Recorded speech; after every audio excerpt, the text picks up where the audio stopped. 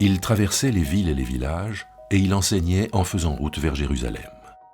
Quelqu'un lui dit, « Seigneur, n'y aura-t-il que peu de gens sauvés ?» Il leur répondit, « Efforcez-vous d'entrer par la porte étroite. Car je vous le dis, beaucoup chercheront à entrer et ne le pourront pas.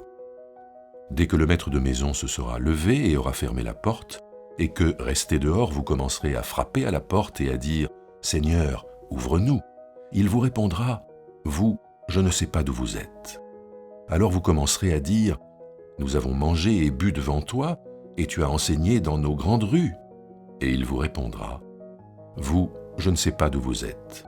Éloignez-vous de moi, vous tous qui commettez l'injustice. » C'est là qu'il y aura des pleurs et des grincements de dents, quand vous verrez Abraham, Isaac, Jacob et tous les prophètes dans le royaume de Dieu, et que vous serez chassés dehors. On viendra de l'Est et de l'Ouest, du Nord et du Sud pour s'installer à table dans le royaume de Dieu. Ainsi, il y a des derniers qui seront premiers et des premiers qui seront derniers. Donc Jésus est toujours en chemin, Jésus, là on vient à ce propos sur la porte étroite, et derrière ce propos sur la porte étroite, il y a quelque chose sur la question du salut. Voilà, qu'en est-il du salut?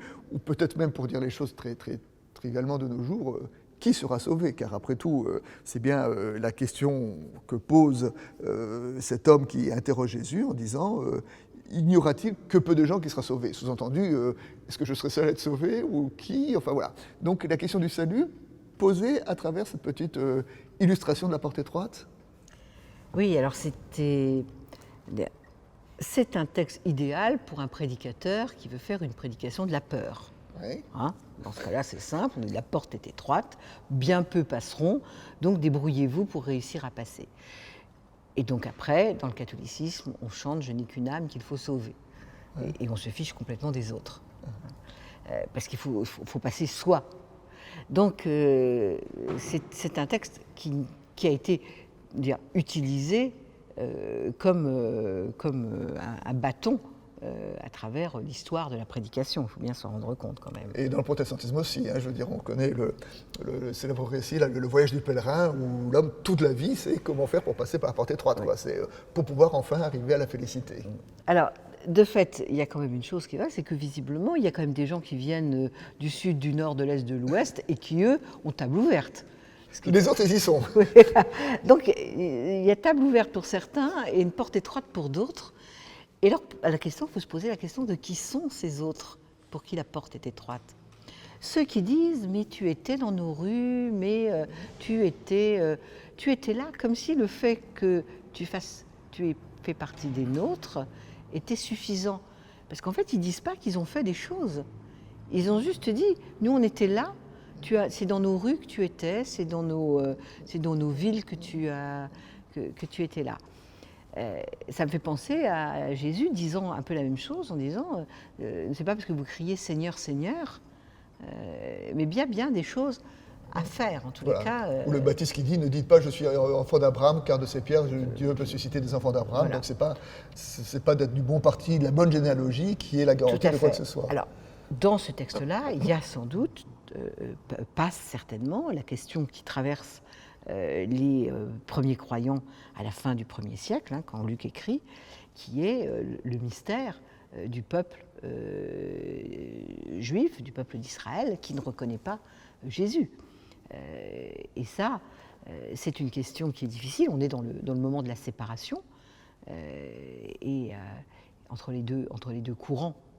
En fait, entre les deux courants du judaïsme, l'un qui va devenir le judaïsme rabbinique et qu'on connaît, et puis l'autre qui va devenir le christianisme. Et ils se séparent l'un l'autre. C'est pas, il y a de la séparation aussi de l'autre côté. Et donc, ces paroles de jugement, il faut quand même imaginer qu'elles sont dites dans ce contexte-là, dans lequel il y a quelque chose de compliqué qui se passe sur le fait de continuer à être juif ou pas. Comment est-ce qu'on est dans cette continuité, puisque Et là, donc, la porte étroite un peu décale complètement la perspective, en disant la question, ce n'est plus dans quelle généalogie je me situe. voilà, mais- puisqu'en fait, il ne suffit pas de dire nous sommes en effet des enfants d'Abraham, nous étions là, nous on est des héritiers. En fait, il ne suffit pas de dire ça, il faut autre chose. Et puisque visiblement, il y a une multitude qui est accueillie par ailleurs. Donc c'est un discours d'alerte aussi. Alors, évidemment, nous sommes obligés de dire que sur ce type de texte, s'est installé un anti-judaïsme chrétien qui, évidemment, que nous condamnons, parce que je pense que c'était une mauvaise lecture. Et puis, il faut se poser la question de ce que ça veut dire aujourd'hui, pour nous. Parce que finalement, assez souvent, nous sommes dans cette situation de nous sentir, parce que nous sommes, je veux dire, des chrétiens depuis longtemps, depuis plusieurs générations, que nous aurions des droits. De cultiver une sorte d'orgueil spirituel, de Oui. savoir que nous sommes dans la vérité. Ben oui, en fait, hein, je sais pas, moi, mes ancêtres, ils sont catholiques depuis, je sais pas, je remonte à 450 ans, ils sont catholiques, quoi. Comme s'il y avait une sorte de droit patrimonial. Moi, mes ancêtres sont encore meilleurs, parce que moi, ils étaient protestants, ils ont lutté contre les catholiques. Donc, allons-y, généalogie contre généalogie. Mais justement, ça ne vaut rien, ça n'a pas de valeur, ça sert à rien. Et on pourra toujours crier, Seigneur, Seigneur, devant la porte, je veux dire, et présenter nos quartiers de catholicisme, de protestantisme depuis N générations, ça ne suffira pas. Alors, pourquoi ? Parce que on n'est pas dans le débat de la foi et des œuvres, c'est pas ça le sujet, mais on est dans le débat de l'engagement effectif, c'est-à-dire c'est pour chacun d'entre nous. Nous ne pouvons pas prétendre que nous avons des droits qui viendraient de, je dirais, de nos ancêtres, du fait qu'on a beaucoup été à la messe pour moi, au culte, Antoine pour vous, que ça nous ouvrirait. Chez les catholiques, il y avait des cartes de messe. Moi, j'en ai pas connu, hein, c'était déjà fini, mais c'est pas parce qu'on a mis toutes les croix sur sa carte de messe qu'on gagne un bon d'entrée par la porte étroite. Il y a quelque chose d'autre qui est en jeu. Et puis voilà, alors je crois qu'il y a deux choses. Un, il y a l'interpellation personnelle en disant, mais si je passais par la porte étroite, hein, parce que ce qui est assez intéressant, c'est que l'homme qui interpelle Jésus, y en aura-t-il beaucoup qui sont sauvés? Y en aura-t-il beaucoup avec moi? Et Jésus dit, mais t'occupe pas des autres, toi, es-tu passé par la porte étroite? Et là, moi j'aime beaucoup cette citation de Kierkegaard. Ah ouais, j'allais la citer. Ah ben voilà, alors je vous le dis, hein, parce que je l'ai noté là, Kierkegaard disait, dire aux autres, vous êtes perdus pour l'éternité, voilà qui m'est impossible. Pour moi, une seule chose est sûre, tous les autres seront bien heureux. Pour moi seul, l'affaire est aléatoire. Oui. C'est-à-dire, ne t'occupe pas des autres. Les autres, ceux du nord, du sud et tout ça, ils seront tous dans le royaume. Voilà. Toi. Et je trouve cette phrase, cette méditation de Kierkegaard absolument magnifique, parce que finalement, alors vraiment, moi, je l'éprouve et je la reprends à mon compte. Il me semble que, au fond, souvent je me dis, évidemment, oui, les autres sont sauvés, Dieu est tellement bienveillant, miséricordieux, et tous ces pauvres gens qui errent, qui ne savent pas. Je dis, mais moi je sais tout ce qu'il faudrait que je fasse. Donc pour moi, l'affaire est aléatoire.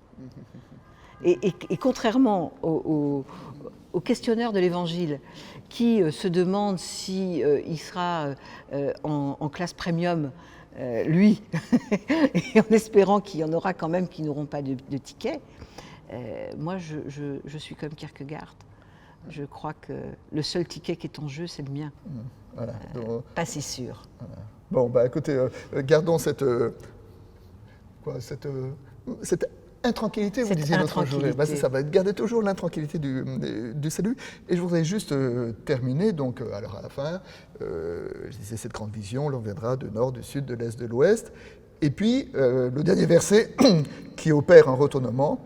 Ainsi, il y a des derniers qui seront premiers et les premiers qui seront derniers. Alors, on le cite souvent comme une parole d'évangile, là, mais là, dans ce contexte-là, comment peut-on l'interpréter ? Alors, je crois que là, justement, ça revient à ce que je disais sur la question, effectivement, des Juifs et des païens.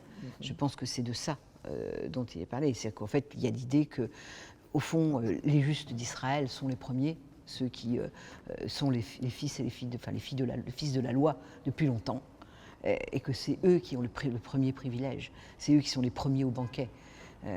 Et puis il y a les derniers, les petits derniers, ceux qui sont ceux de la 11e heure, ceux qui arrivent par le paganisme, ceux qui sont des malcroyants, des pas impeccables. D'accord. Alors là, il y a une parole d'encouragement pour cette première Église, oui, qui avait tendance à se considérer dans des derniers, enfin, je veux dire, qui étaient fragiles, qui étaient persécutés, qui étaient en disant « mais devant Dieu, vous faites partie des premiers ». Et pour nous aujourd'hui, ce retournement, les premiers, les derniers, parce que dans notre monde aussi, il y a des premiers, des derniers. Et est-ce qu'il y a une parole spécifique qui nous est dite à nous aujourd'hui? Sans doute, et elle est très désagréable. Elle est très, très désagréable à entendre. Parce que c'est comme la parole qui dit que les publicains et les pécheurs et les prostituées seront avant nous dans le royaume de Dieu. Et ça, on n'aime pas quand même, hein, parce qu'on se dit qu'après tout, on s'est plutôt bien conduit comme des hommes et des femmes justes et religieux, et de penser que, parce qu'il faut y penser comme ça, que n'importe quelle greluche écervelée... Ah non, quand même pas. Si, c'est ça qui est dit. Ah, et oui, n'importe quel crapule, voleur, corrompu serait avant nous. Ah oui. Hein? Voilà, parfois, quand on lit les journaux, il faut se dire, alors là, cette dépravée, ce crapuleux, on ne va pas donner le nom, mais on voit bien qui on pense. Oui, tout à fait. Avant moi, il est rude, le Seigneur, dans cette affaire. Voilà. Je veux dire que, voilà. Alors pourquoi avant nous? Peut-être que parce que, de dire remplis de nous-mêmes, remplis de certitude et d'orgueil, nous ne nous sommes pas restés. Je vais reparler d'intranquillité, parce que c'est de ça dont il est question. Je veux dire, celui qui croit qu'il a ne demande rien.